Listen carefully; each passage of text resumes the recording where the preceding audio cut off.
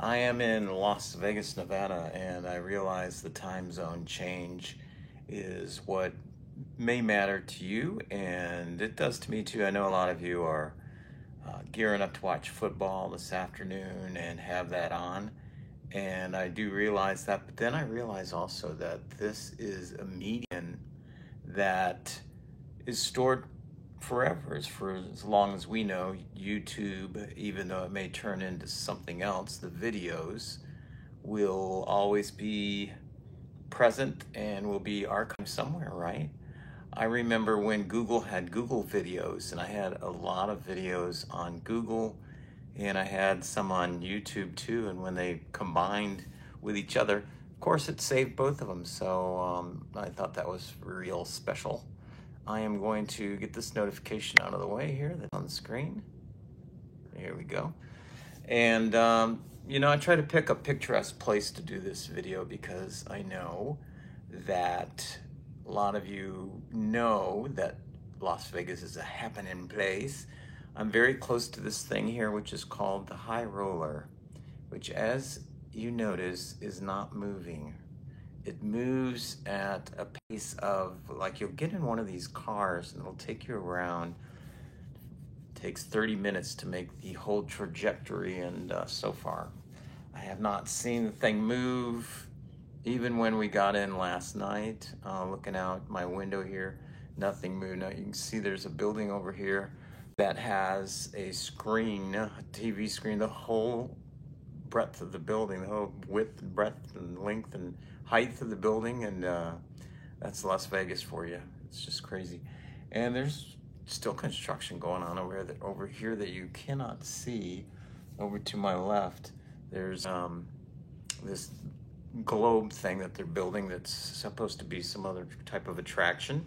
And yeah, so it's good to be here. You know what's good? It's good to be back to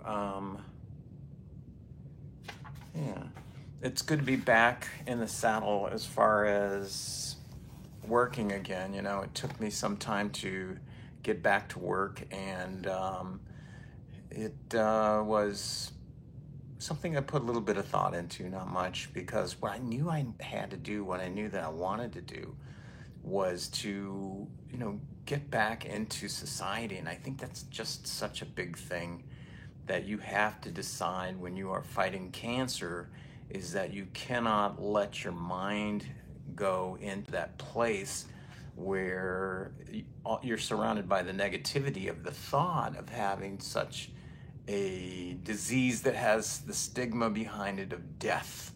And that, as soon as you get this thing, you're just going to die. Several months later, you're going to be on your deathbed wishing everybody that, thank you for loving me, we'll see you in the hereafter. And it's not like that.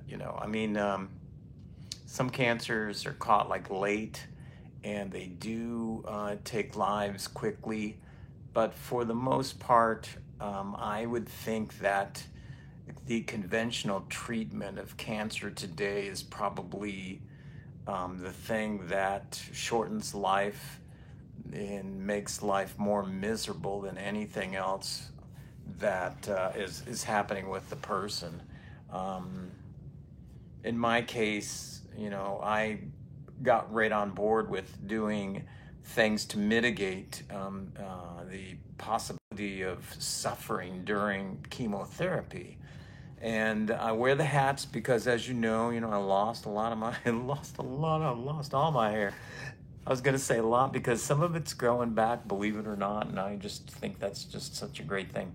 Lost some muscle mass, not too bad, because I really wasn't like a grand physique before this all started, but I did lose a lot of weight. I lost mostly my fat that I was carrying around, which is a great thing, due to two different things. One is the thermo effect that happens when your body starts fighting the cancer. And the second was I went on this clinical therapeutic diet, which is the first pillar in my protocol. You always hear me talking about my pillars, my principles. That is the number one. And when you get on a therapeutic keto diet, you lose weight. Your body gets into a fat burning situation, and you start burning fat as fuel, and you have a lot of fat on you, let me tell you. From my studies, I found out that we have about 70 days of fat accumulated on our bodies. Now, you think about that.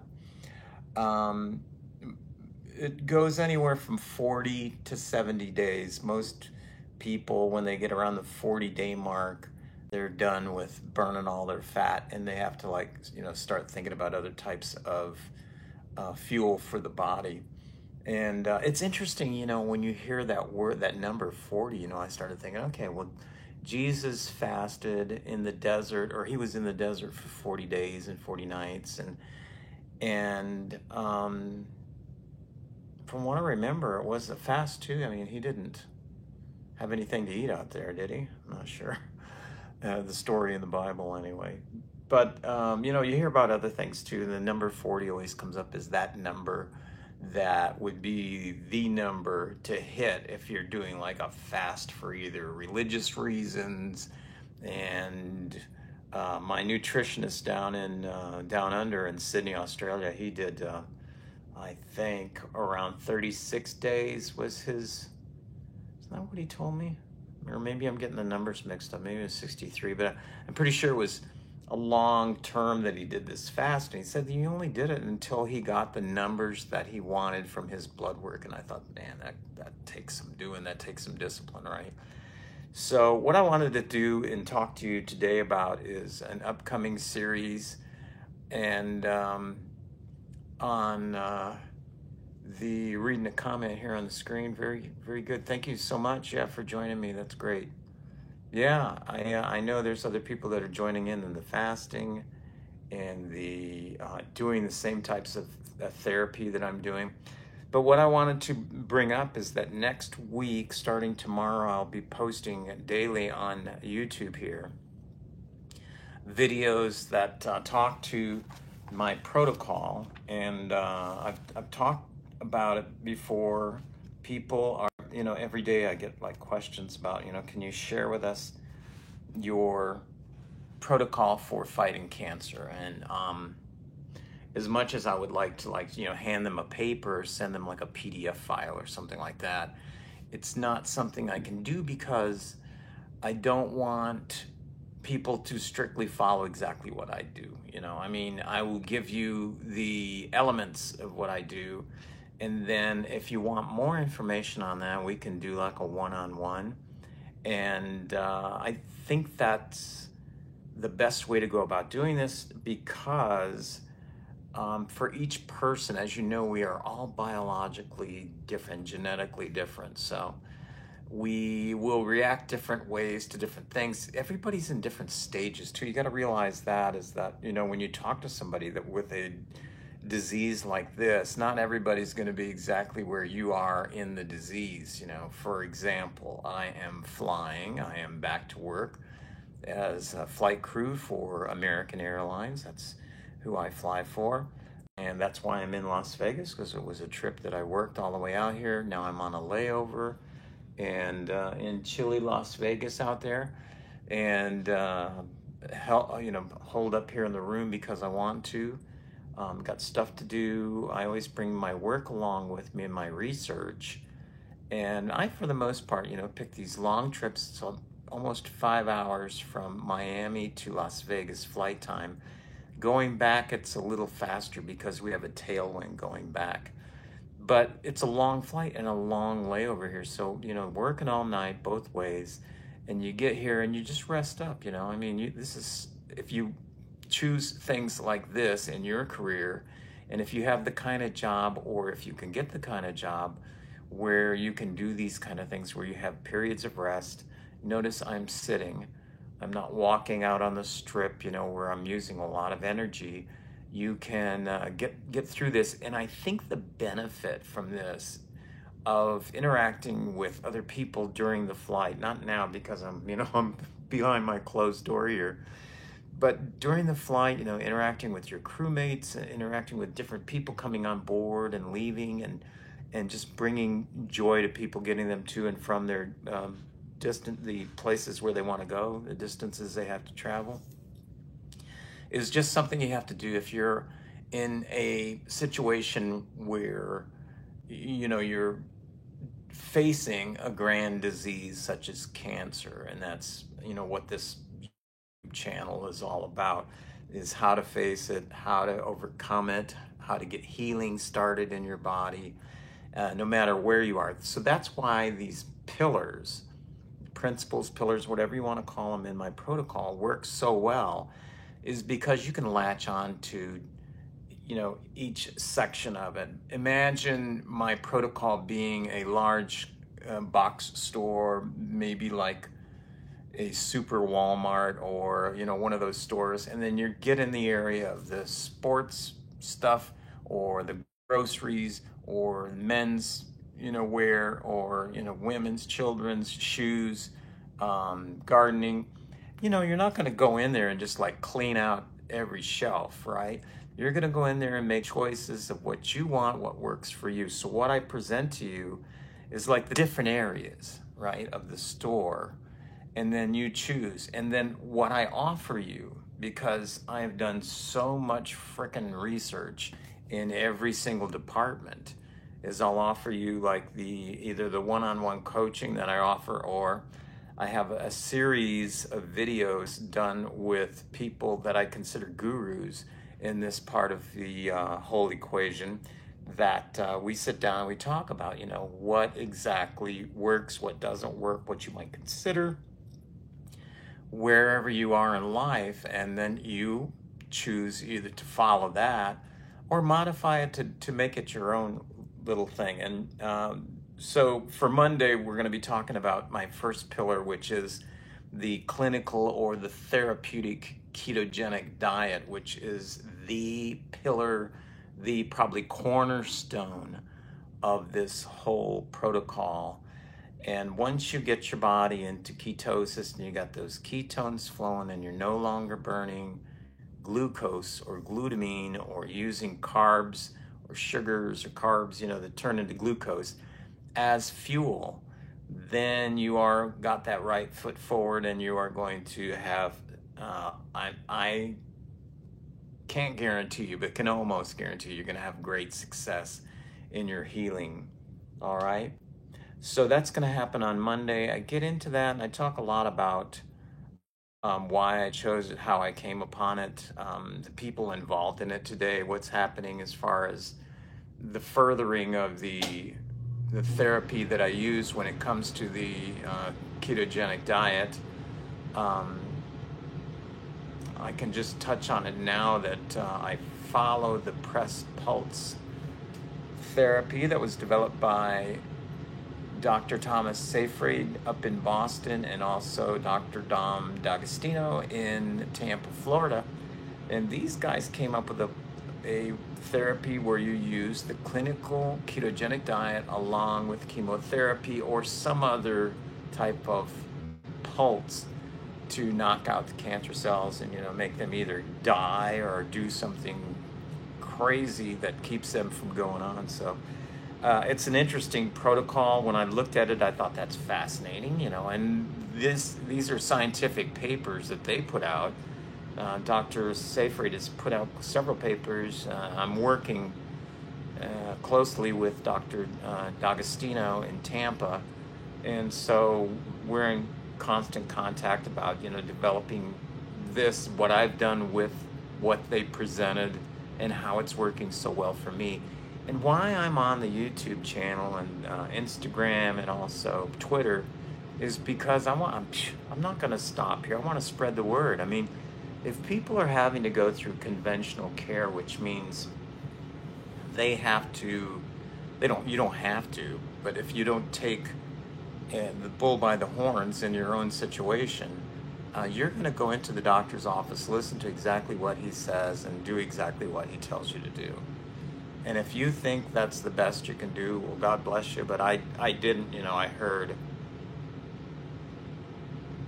okay, chemotherapy for a bunch of sessions, then we're going to take another MRI or another CT scan, see where you're at, then maybe more chemo, maybe some radiation, maybe some of this, maybe some of that. Nothing to do with dietary stuff at all, and nothing to think that Maybe the cancer cells do better with a certain diet, maybe they don't.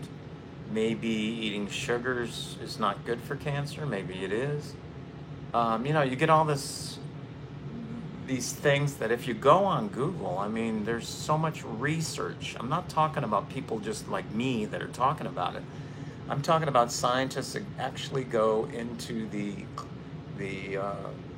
lab and they do clinical studies with actual people and put them into two different groups and do like these, these studies with placebo and also with the groups that are doing an actual ketogenic diet, or told don't worry about your diet, let's just keep going, and then just measure the results at the end.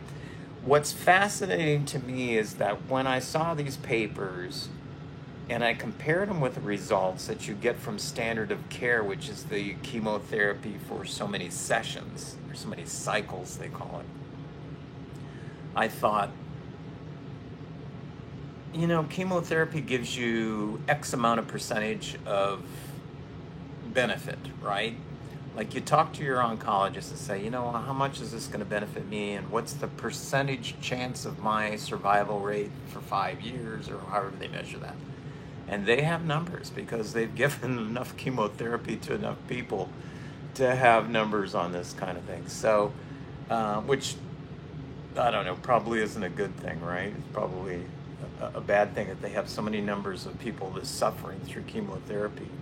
But then you look at these studies done on the therapeutic ketogenic diet or the clinical ketogenic diet, and you see the percentage of benefit to those people, and it's just like astronomical. I mean, you see 48% benefited from the therapeutic ketogenic diet, or 67% benefit. They did better, and there was an X percentage of tumor stopping and tumor shrinkage, and all these things that you normally don't see in chemotherapy until later, and sometimes never, because they can't really get they can't get a step ahead of the cancer.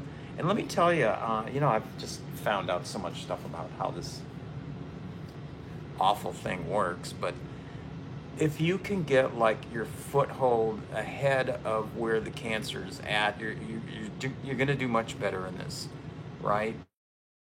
But if you wait and leave yourself go until, and keep following the same things that you're doing and noticing that you're either not progressing or you're going very, very slowly, there may be the chance, and I love this in Miriam Kalamian's book, Keto for Cancer, where she says, it could be just that little percentage of what you're doing, what you're eating, what you're, the way that you're acting or whatever, that puts you over the edge to where the cancer starts growing, starts metastasizing in different parts of the body. And just think, if you wouldn't have done that little bitty thing, right? And you would have had the discipline to not go there, or to be better, cleaner in your diet, I mean, it would have made all the difference in the world. But how do we know?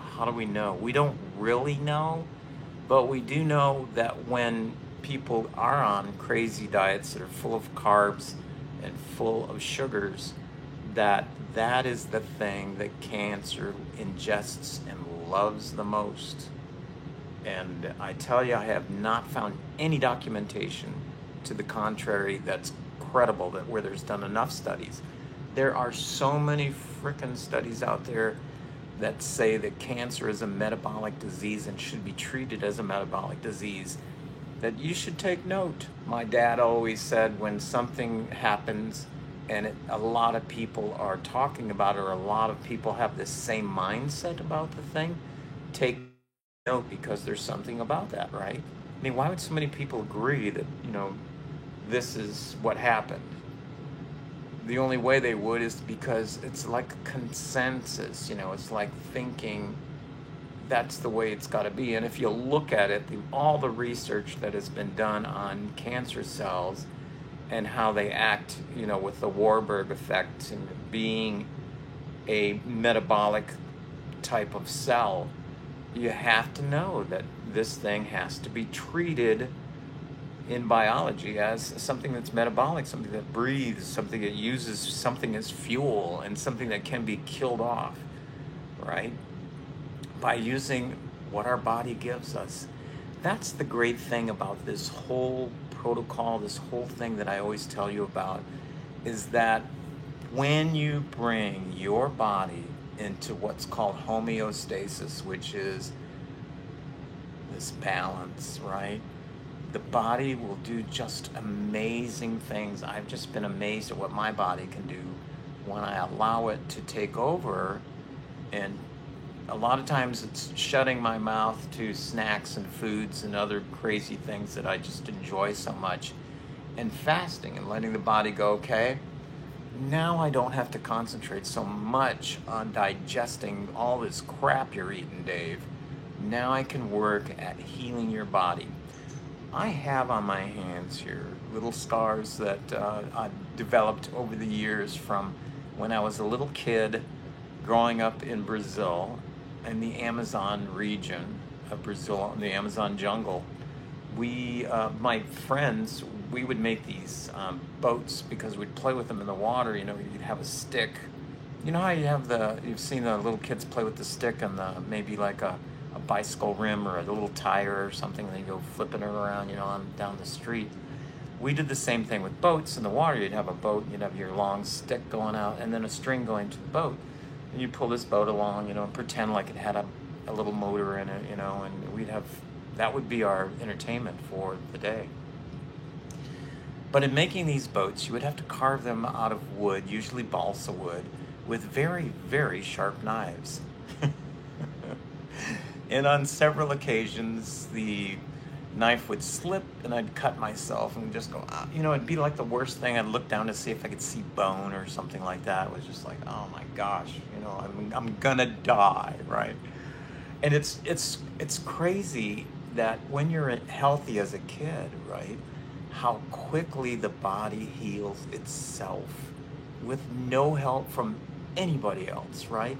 You don't have to put, sometimes mom put like mercurochrome back in the day on it. But for the most part, you just gotta, wash it up, clean it up, do your part on the outside, and let the body heal itself, right? And it does such a great job of it. There are places that you can't even tell. I see one a little childhood scar like from on the side of my finger there. I'm not sure if you can see that. Just a little white area right there. That's all it left. And that was a deep one. I remember that one. I was like going like this, with the knife, and it slipped and cut my finger. And healed. A couple days was all healed up. And a few days after that, scab and the scar the scab was gone and the scar was there. And, here's my little battle scar from growing up. But the body did that. And the body can do this on the inside just as well as it can do it on your skin. The body is well capable of that. But we have to give it the right conditions, and for the most part we don't, because we're eating late and we're doing crazy things. I had a crew member that I am the head of this crew, and she was up in what we call our galley in first class there, that's where all the food is that's left over from the flight, and just like picking things, going through things, eating things. And I was telling her, I said, I was just trying to have fun, but at the same time giving her a little, like help, advice. Maybe you don't need to be eating this late at night. And it was like Miami time, it was like 2 a.m. And I'm thinking, once you get to the hotel, you're already dead tired, right, from the flight, and now your body has to deal with digesting. The body just doesn't leave food in your stomach. It has to go through the process of digesting the food, sticking it in the gut, right, and then making that root through the gut, and doing all of it, all the work that it has to do. And it's rough. There's nothing else. I would say, I'm not sure these numbers, but it feels like to me that the body uses like 70 to 80% of energy just digesting food. I would look that one up, but I bet anything it's a high number. It really is. On Tuesday, I'm going to be talking about fasting. That's the second pillar in my my protocol of fasting is something that came early on. Was diagnosed in March, April, May. April and May, I started really doubling down on the research behind fasting and how it affects cancer. And the way this happened was, somebody had sent me a video of an Air France pilot who had, I think he had pancreatic cancer, some kind of cancer, just popped up. You know, sometimes those cancers are hard to detect, and popped up. So he wanted to fight it, and one of the ways he found to fight it is I think he initially did like a 7 or a 10-day fast. You know, they came in, said, hey, you're going to have some kind of surgery or something done, you know, go on this chemo or do something. And he decided, I don't know where he got his information. He does say where he got it in the video. But he started fasting, and then when he went in to get the next scan done, the cancer was barely detectable. I mean, it had shrunk that much. And when you hear these stories, that's not the only one I've heard. There are so many stories on YouTube, in clinical trials and clinical studies of people that have fasted long-term fasting. These are fasts that go on for like 5, 7, 13, 14 days, and the cancer just disappears.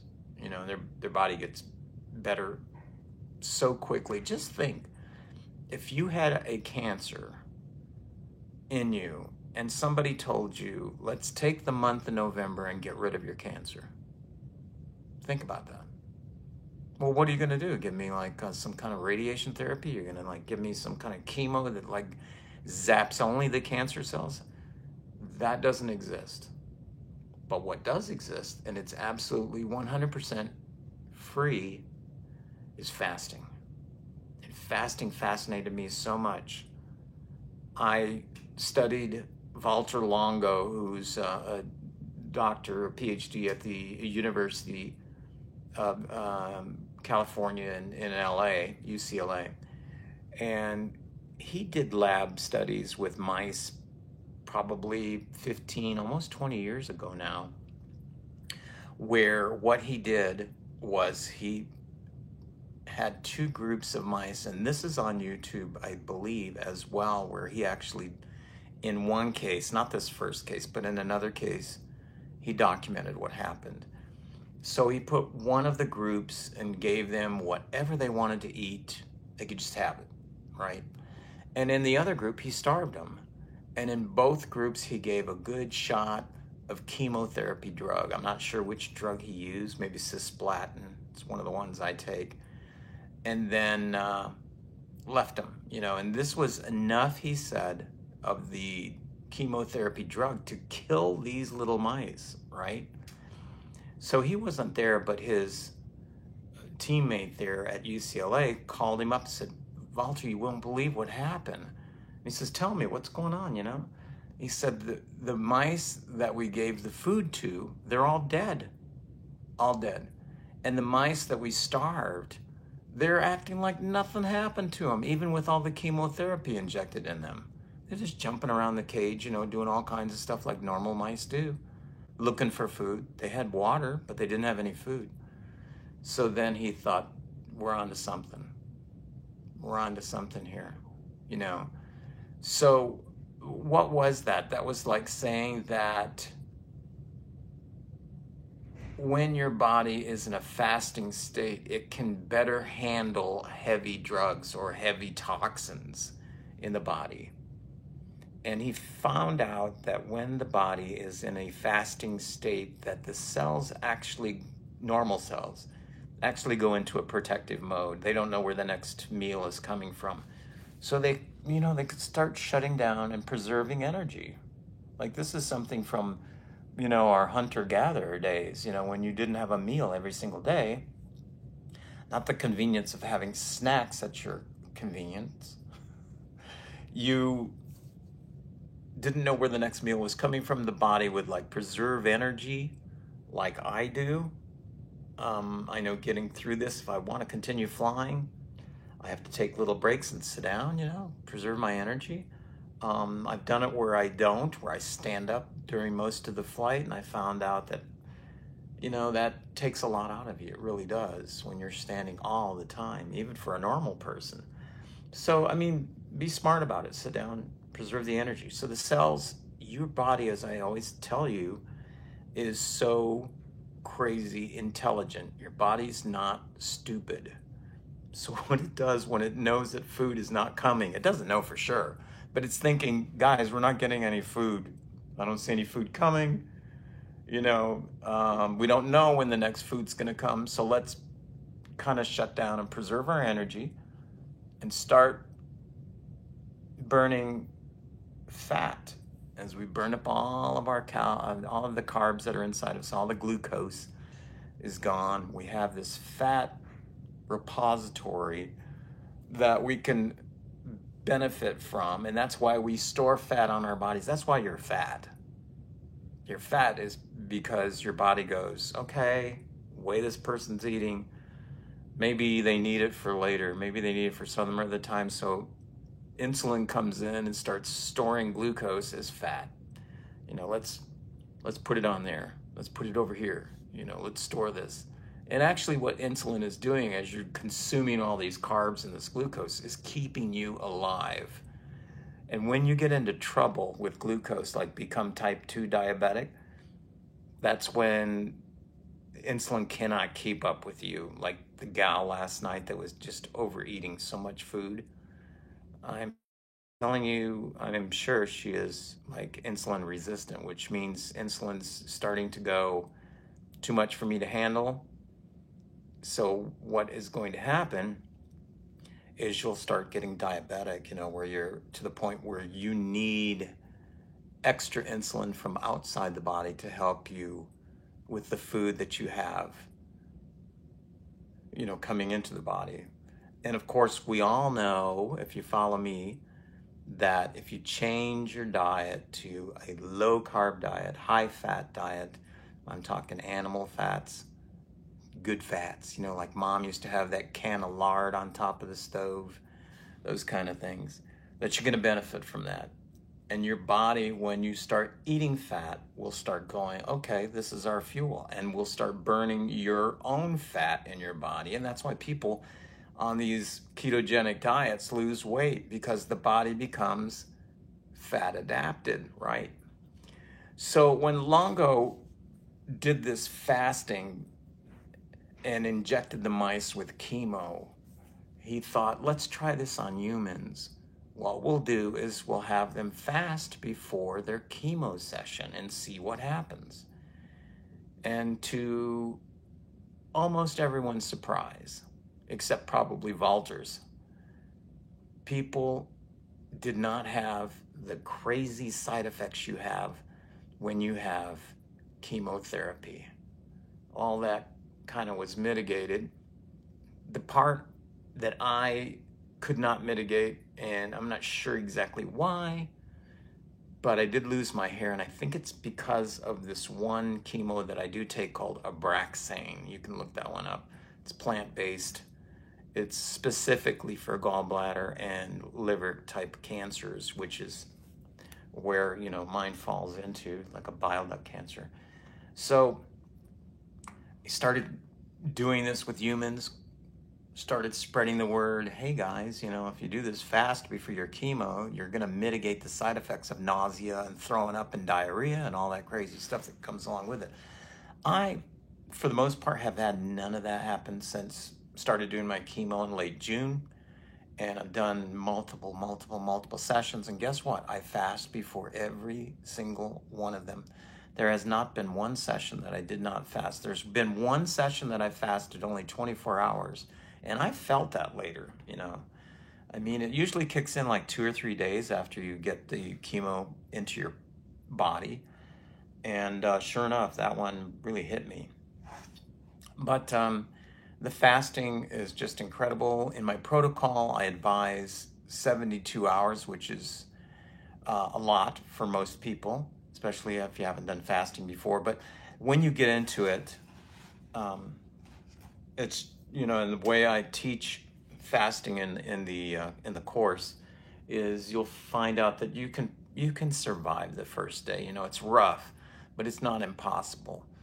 There's certain little techniques and hints that I've learned with fasting coaches, that I've invested in and put my time and my research into. My research team also has helped develop this part of the protocol, this pillar, the fasting routine. There's several people that I would call gurus that I follow that agree, in these certain things that as you go into the fast, you're going to set yourself up for success. So we want that to happen. And also the refeeding afterwards. It's been problems for me because once I'm done with the chemo and once I'm thinking, okay, man, now I can eat, let's go have the biggest T-bone steak in the world, or a ribeye or something like that. And then your body's going, please, no, I've been fasting for all this time. Even though it can handle it, because think of the hunter-gatherers, when they did see something to eat, they didn't go, we have to refeed and eat, drink teas and bone broth first. No, they went after it. But different situation completely, and I do believe our bodies have changed a little bit since those times. The next pillar is sleeping. I think this is critical. I really didn't get into the sleeping thing until 2 years ago, and my son, who is also a flight crew, started researching the works of first Huffington, Adriana Huffington. She wrote a book on sleep, right? And then also Matt Walker, that's his name, yeah, Matt Walker, who is the sleep guru, I think. Man, he's just so good about sleep. You should hear him on some of his YouTube videos and also podcasts. I suggest you listen to, I think it's a 3-part series because it just goes for so many hours on the benefits. He talks with Dr. Peter Attia on Peter's podcast. It's just well worth the listen. There's so much data in there. And the whole premise is getting the body back to homeostasis, which means balance, like I always tell you guys. So if you can sleep and get into the right kind of sleep, it does not mean going for those 8 hours of sleep and thinking you're done with this whole protocol, this pillar. It's not that at all. You have to get into the right kind of sleep where the body is going to start repairing itself during the periods of sleep that you need and your body needs for the body to start repairing itself. Light sleep, we all go through those sessions where for the most part we're sleeping super light. There's deep sleep, there's REM, REM sleep, and you go through the different waves too of sleeping too. So it's a critical part of getting a handle on healing, and it's great benefit to you because of the benefits of sleeping well. It's a sleeping hygiene, I think we could call that. Next one's meditation. I believe this is so freaking important to meditate and get your connection going with whatever you believe in. I believe it's great for clearing the mind of certain things that may be bothering you.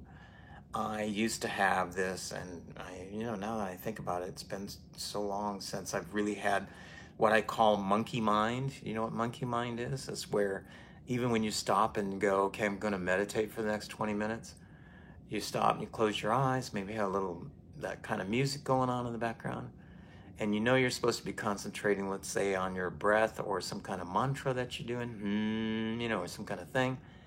And instead of that, your mind's going, yeah, what about the car payment? Was that supposed to be on the 23rd or the 24th? Hey, and we were going to plant those orchids outside, and that hasn't been done yet. I bet they're dying. I better get to that right away, right after this meditation. And also, yes, I know that I have to go down and fill up that tire on the car, because it's flat, almost flat, and I got to get that done. So your mind goes on with this. I call it monkey mind. It just goes. You got flow going on the whole time. the whole idea, I think that's why we call it practicing meditation. You don't call it like you get a grip on it and, hey, I'm the guru of meditation. No. You go into it and you try to calm that.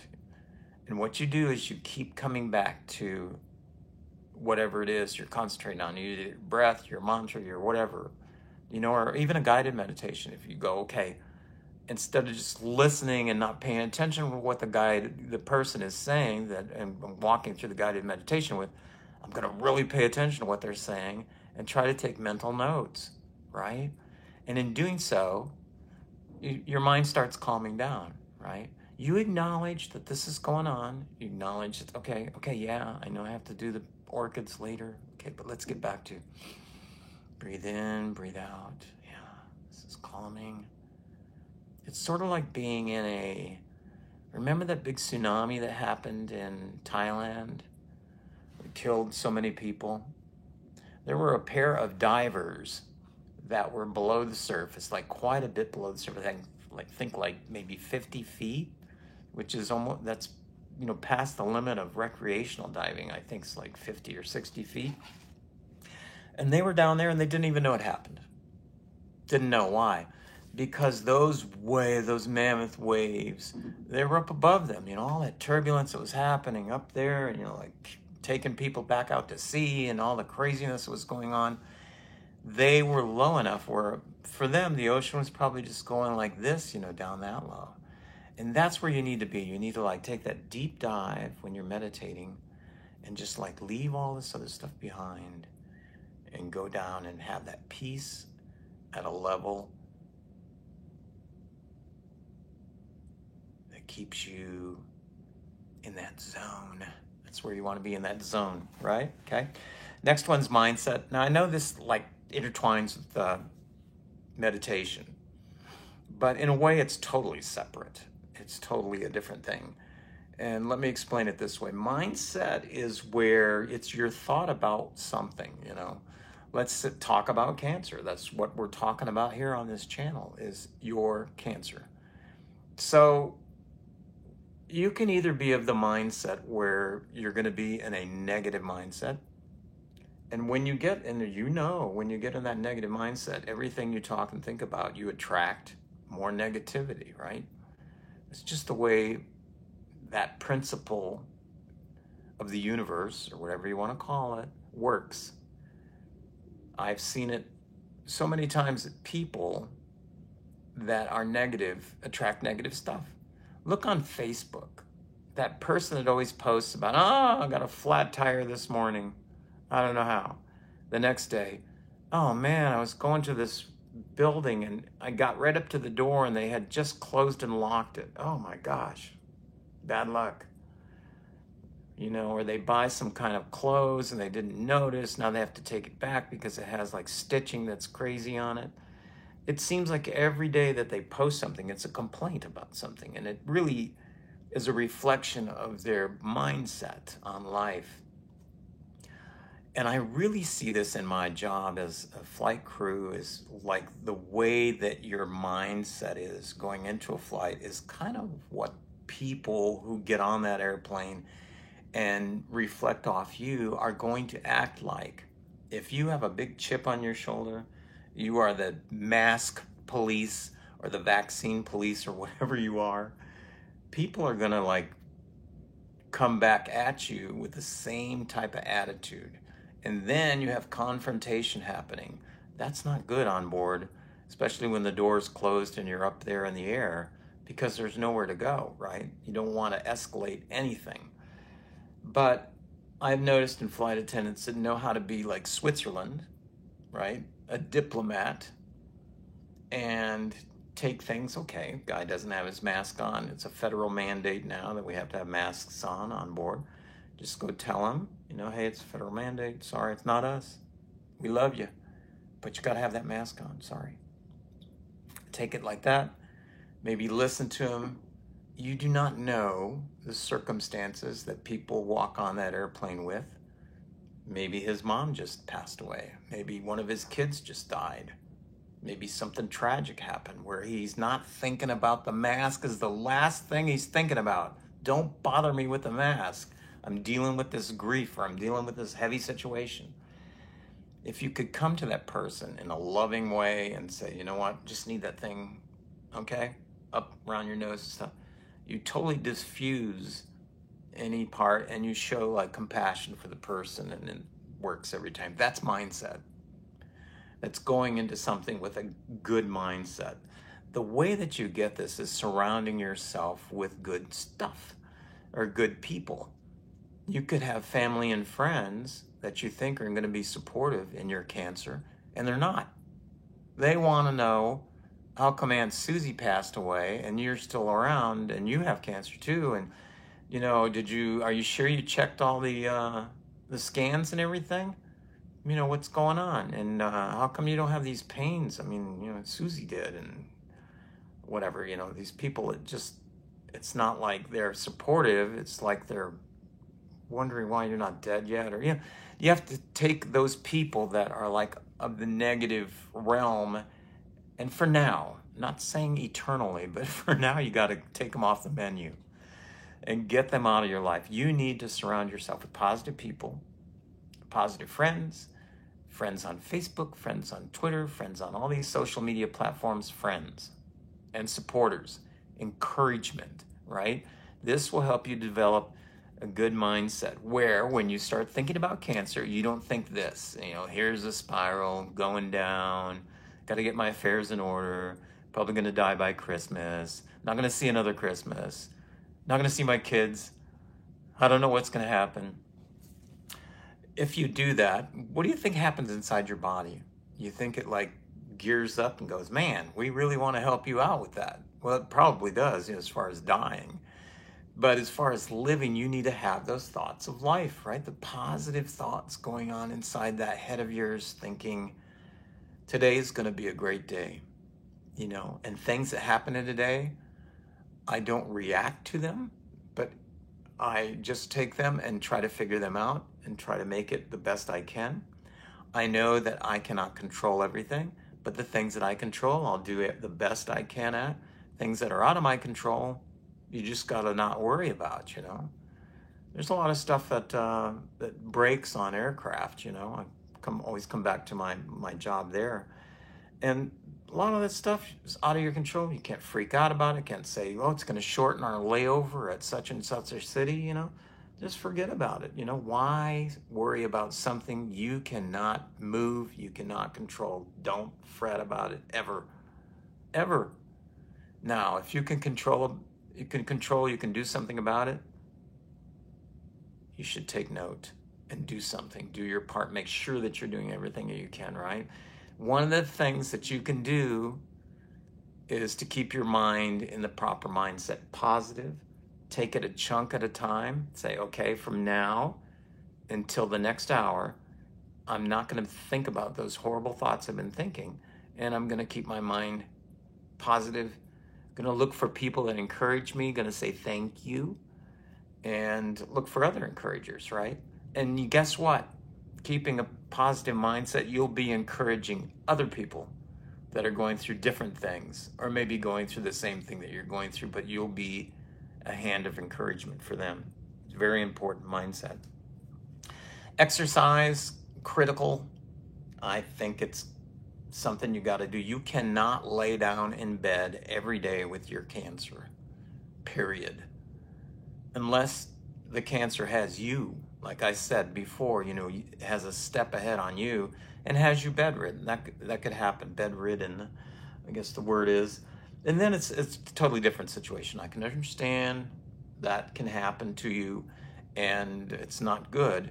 But if you have the ability to stand up, to walk, to get around, you're mobile, at least in any way, in a certain way, then what I want you to do, what I encourage you to do, is to walk. Walking's good. Don't walk too far if you don't want to, if you feel it's going to tire you, or if you don't want to, just walk a little bit. Next day, walk a little more, and build up that stamina. You can do this, and you still have your muscles. You still have stuff, even though we are frail, a lot of us, and we don't have the muscle tone that we used to have. and the chemo may be working a number on our ability to do certain things like go long distances and stuff or go uphill. I find myself when I'm in the city of Seattle, San Francisco, um, where else? I was surprised in Seattle how hilly it is up there. You know, going from the hotel down to, they have a Ferris wheel there too, but going down to the ocean front there, going down to Pike's Market, it's Pike's Place Market, is that what it's called? You know, that's all downhill, and then going back uphill to the hotel. You know, you don't think of it when you're going downhill, but when you're going uphill, it's like, oh my gosh, it's going to take an hour. You know, you just go slow, step at a time, smell the roses, enjoy life, enjoy the sunshine, enjoy things as you make your way. But you have to exercise. Now, one of the things I carry with me and don't always use because I'm human is an exercise band. This really helps if you do like exercises where, you know, you have resistance. It's called a resistance band.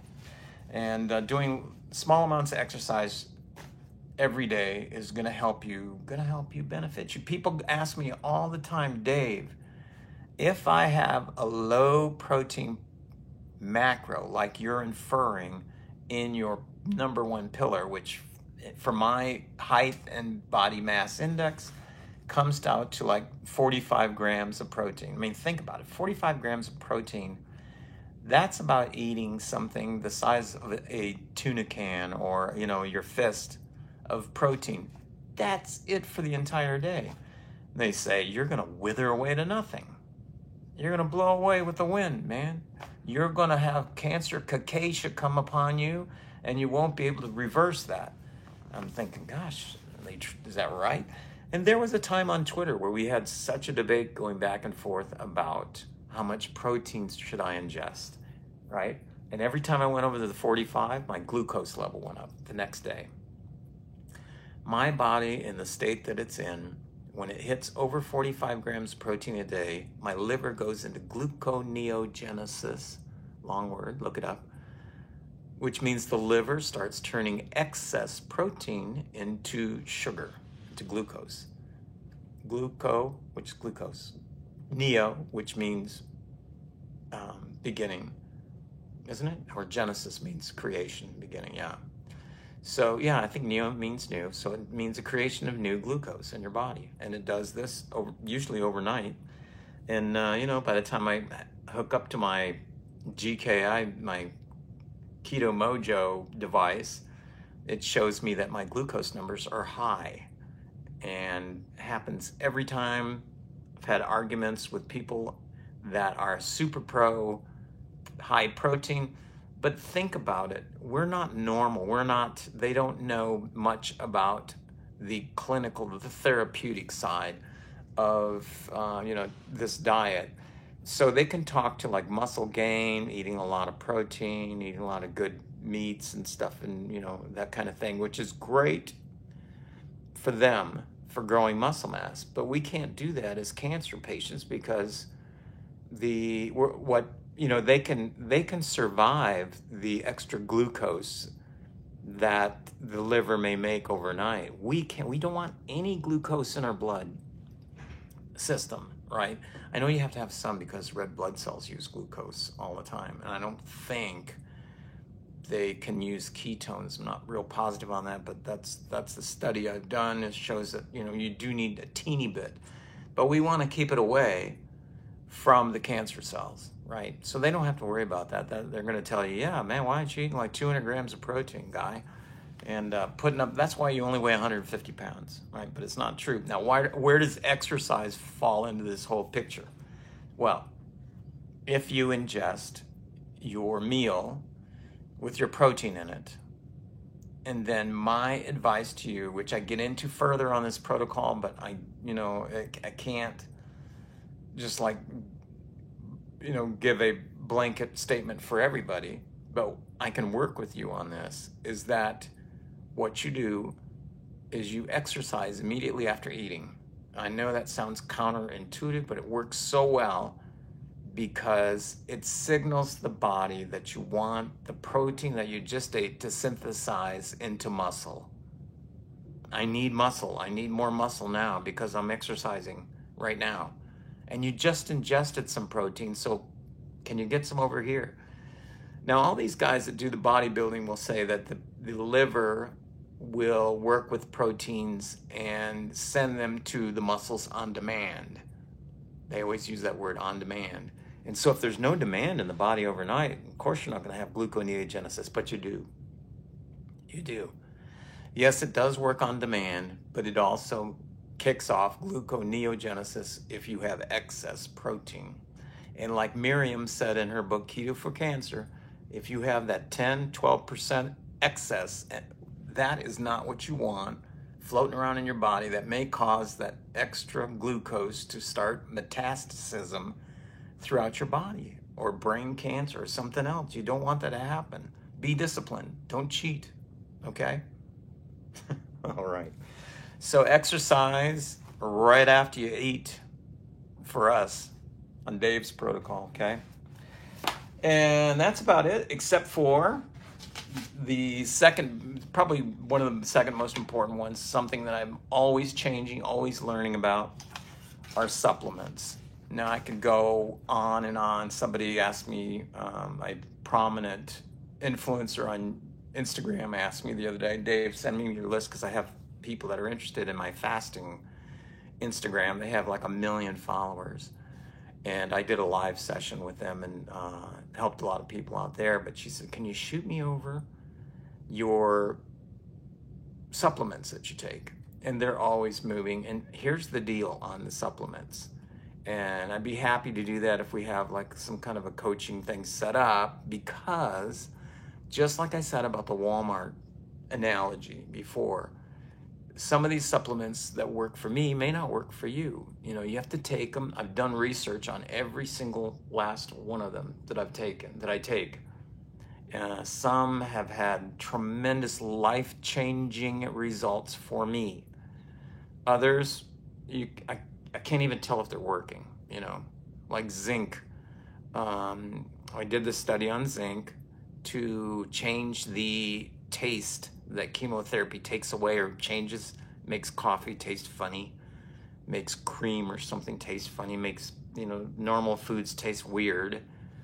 That's the chemotherapy that does it. Somebody said, and I did like some study on this, and it, you know, they have done a little bit of study with the zinc, but not too much. I saw no effect at all, you know, even at therapeutic levels.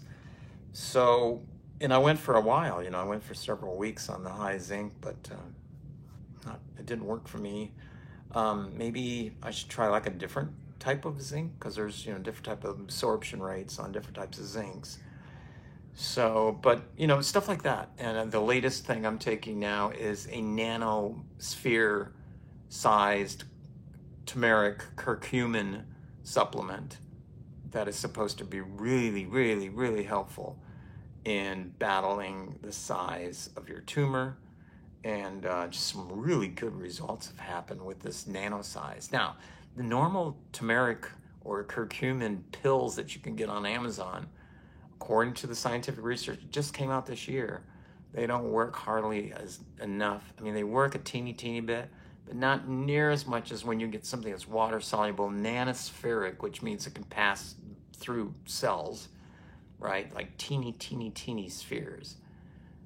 So think of that. And then the other thing before that that I changed, that I added actually to my protocol, was the red bee propolis from Brazil. This was indicated from a friend when I did several lives on a channel, Instagram live channel in Brazil, in Portuguese, because I speak the language. And we helped a lot of people. I still get, you know, people asking questions about that one. They said, look into red bee propolis. And I said, red bee propolis? You know, I know propolis is okay. I don't want to have honey in my diet because that's sugar. But the propolis is not sugar, you know. So started doing that, and haven't had any reports back from that yet. I haven't seen my numbers since I started doing that. Anyway, I want you guys to have a great week. That's what's coming up. So each day I'm going to talk about one of those pillars. Yep. And tomorrow, make sure that you subscribe to the channel here, because tomorrow I'm going to be talking about the first pillar, which is the therapeutic keto diet. All right. Thanks for joining me. Appreciate your time today. Have your friends subscribe. If you know anybody with cancer, please put them in touch with this channel here on YouTube. Do this all the time. I want to be very helpful to as many people as I can. All right, that's the whole idea behind this whole thing. Take care. Have a blessed one.